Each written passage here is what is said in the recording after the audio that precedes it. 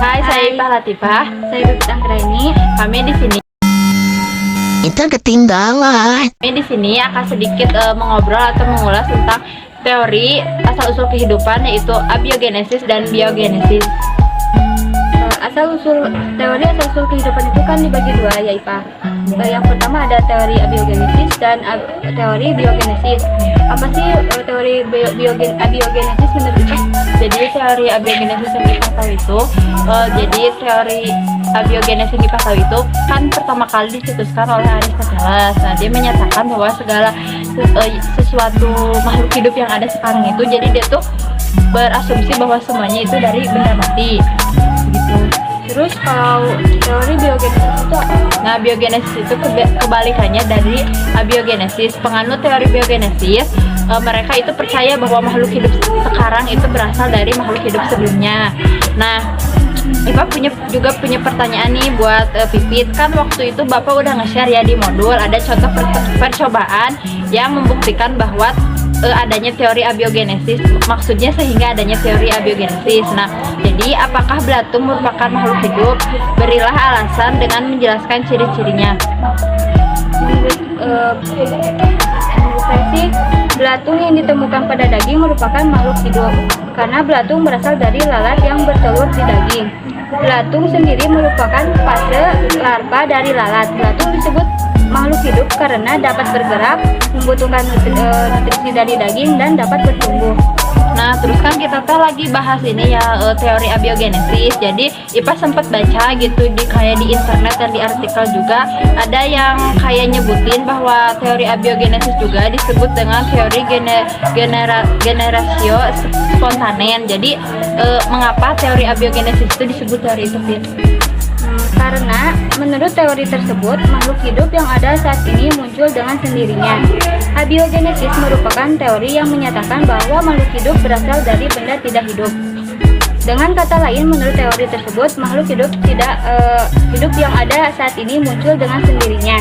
Hal itulah yang menyebabkan teori abiogenesis juga dikenal sebagai teori generatio spontaneae. Teori ini dipelopori oleh Aristoteles yang melakukan percobaan dengan merendam tanah pada air. Ada sih percobaan yang membuktikan teori biogenesis. Banyak sekali ilmuwan yang melakukan percobaan untuk membuktikan bahwa biogenesis itu benar.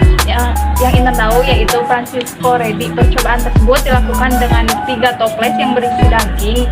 Yang toples pertama tidak ditutup, yang kedua ditutup sama kasar, dan yang ketiga ditutup rapat-rapat. Nah, di percobaan tersebut didapatkan lalat di dalam daging, ya, di dalam toples yang berisi daging tersebut, yang berasal dari telur lalat. Kesimpulan dari percobaan tersebut yaitu bahwa makhluk hidup itu berasal dari makhluk hidup yang sebelumnya.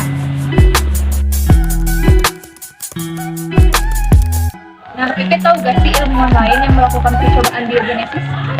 Ada, yaitu percobaan Lazarus Spallanzani.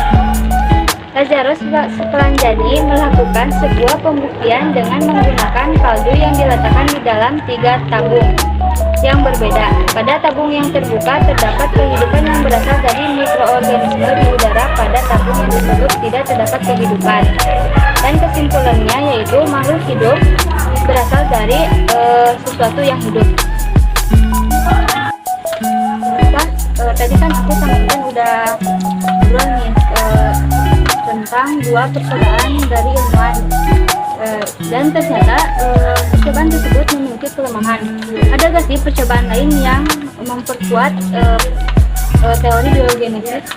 Ada. Nah, salah satunya itu dari Louis Pasteur. Jadi Louis Pasteur menggunakan percobaan labu yang berbentuk leher angsa. Nah, jadi percobaan yang dilakukan Louis Pasteur itu adalah melakukan percobaan dengan menggunakan labu leher angsa. Pertama-tama kaldu direbus hingga mendidih, kemudian didiamkan. Nah, dihasilkanlah setelah beberapa saat air kaldu tetap jernih dan tidak mengandung mikroorganisme.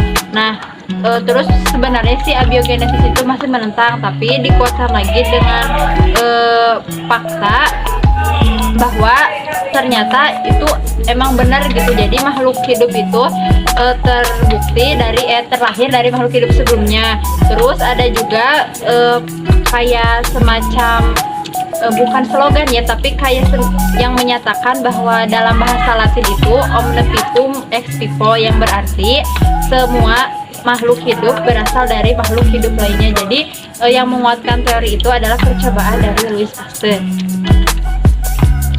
Sekian obrolan tentang pembahasan teori biogenesis dan abiogenesis. Sampai berjumpa di lain waktu. Bye-bye.